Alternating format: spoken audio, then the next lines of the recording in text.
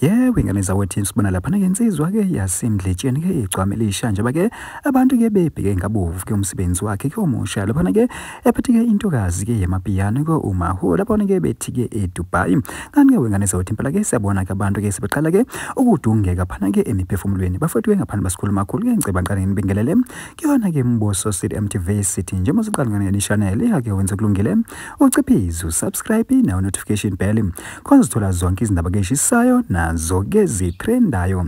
hake wengane zawethu impela sibona lapha ke insizwa ke yaphansi ke emdletsheni ke igcwame elisha njengoba ke belimemezela ke osukwini ke la izolo ukuthi ke namhlanje ke ngo-12 ke entatha njengoba ke sedlulele ukuthi ke kuzophuma ke wona kumsebenzi ke wakhe ke omusha labona ke wengane zawethu ke efike wacacisa khona wathi ke ingoma ke azoyikhipha ke